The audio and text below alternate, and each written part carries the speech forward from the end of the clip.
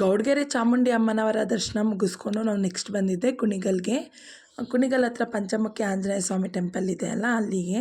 Actually ಇದು ಪಂಚಮುಖಿ ಆಂಜನೇಯ ಸ್ವಾಮಿ temple ಅನ್ನೋದಕ್ಕಿಂತ ಶನಿ ಮಹಾತ್ಮ ದೇವಸ್ಥಾನ ಒಂದು ದೊಡ್ಡದು ಅಂತ ಹೇಳ್ಬೋದು.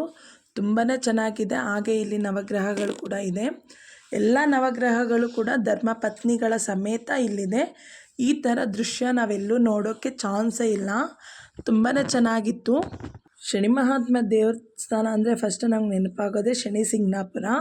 ಬಟ್ ಅಲ್ಲಿ ಕೂಡ ಶನಿ ದೇವ್ರಿಗೆಲ್ಲನೂ ನವಗ್ರಹಗಳಿಗೆಲ್ಲನೂ ಒಂದು ಚಿಕ್ಕ ಚಿಕ್ಕ ಗುಡಿ ಮಾಡಿದ್ದಾರೆ ಹೊರ್ತು ಈ ಥರದ್ದು ಪತ್ನಿಗಳ ಸಮೇತ ಅಲ್ಲೇನು ಇಟ್ಟಿಲ್ಲ. ದೇವಸ್ಥಾನಕ್ಕೆ ಹೋಗ್ತೀವಿ ಅಂದರೆ ಸ್ವಲ್ಪ ನೈಟಲ್ಲಿ ಹೋಗಿ, ಯಾಕಂದರೆ ಆ ಲೈಟಿಂಗ್ಗೆ, ಆ ದೀಪದ ಬೆಳಕಿಗೆ ದೇವ್ರು ತುಂಬಾ ಕಳೆಯಾಗಿ ಕಾಣಿಸ್ತಾರೆ. ನನಗಂತೂ ಈ ಶನಿ ದೇವ್ರನ್ನ ನೋಡೋದಕ್ಕೆ 2 ಕಣ್ಣು ಸಾಕಾಗಿಲ್ಲ, ಅಷ್ಟು ಕಳೆಯಾಗಿ ಕಾಣಿಸ್ತಾ ಇದ್ರು. ದೇವ್ರು ಎದ್ದು ಬರ್ತಿದ್ದಾರೇನೋ ಅನ್ನೋ ಫೀಲ್ ಕೊಡ್ತು ನನಗೆ. ಅಷ್ಟೊಂದು ಇಷ್ಟ ಆಯಿತು. ಹಾಗೆ ನೋಡಿ ಇಲ್ಲಿ ಕೂಡ ಶನಿ ಮಹಾತ್ಮ ದೇವ್ರಿಗೆ ಸಪ್ರೇಟ್ ಮತ್ತೆ ಇಟ್ಟು ಅವರ ಪತ್ನಿ ಸಮೇತ ಇಟ್ಟಿದ್ದಾರೆ. ಇಲ್ಲೊಂದು ಪುಟ್ಟ ಕೃಷ್ಣಯ್ಯ ಕಾಣಿಸಿದ್ರು ನನಗೆ. ನಮಗೆ ಗೊತ್ತಿರೋ ಪ್ರಕಾರ ರಾಹು ಕೇತುಗೆ ಒಬ್ರಿಗೆ ಬಾಡಿ ಇಲ್ಲ, ಒಬ್ರಿಗೆ ಇದಿಲ್ಲ, ತಲೆ ಇಲ್ಲ ಅಂತ ಹೇಳ್ಬಿಟ್ಟು.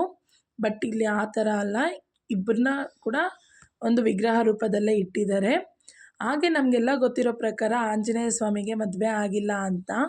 ಬಟ್ ಇಲ್ಲಿ ಮಾತ್ರ ಪತ್ನಿ ಸಮೇತ ದೇವ್ರನ್ನ ಇಟ್ಟಿದ್ದಾರೆ.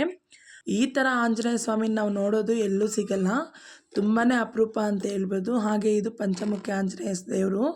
ತುಂಬಾ ಚೆನ್ನಾಗಿದೆ ದೇವಸ್ಥಾನ, ಪ್ಲೇಸ್ ಎಲ್ಲನೂ. ಫ್ಯಾಮ್ಲಿ ಜೊತೆ ಹೋಗೋದಕ್ಕೂ ಚೆನ್ನಾಗಿದೆ, ಫ್ರೆಂಡ್ಸ್ ಜೊತೆ ಹೋಗೋದಕ್ಕೂ ಚೆನ್ನಾಗಿದೆ. ಯಾರಿಗೆಲ್ಲ ಫ್ರೆಂಡ್ಸ್ ಜೊತೆ ಹೋಗೋದು ಅಂದರೆ ಇಷ್ಟ ಅಂತ ಕಾಮೆಂಟ್ ಮಾಡಿ. ಇದು ನಮ್ಮದು ಲಾಸ್ಟ್ ಪ್ಲೇಸ್ ಆಗಿರೋದ್ರಿಂದ ಸ್ವಲ್ಪ ಹೊತ್ತು ಕೂತ್ಕೊಂಡು ಟೈಮ್ ಪಾಸ್ ಎಲ್ಲ ಮಾಡ್ಕೊಂಡು ಬಂದ್ವಿ. ಹಾಗೆ ಸ್ವಲ್ಪ ರೀಲ್ಸ್ ಎಲ್ಲ ಮಾಡಿದ್ವಿ ಇಲ್ಲೇ ನಾವು. ನನ್ನ ಈ ವಿಡಿಯೋ ಇಷ್ಟ ಆಗಿದೆ ಅಂದರೆ please like, share, subscribe my channel. Next ವಿಡಿಯೋದಲ್ಲಿ ಸಿಗೋಣ.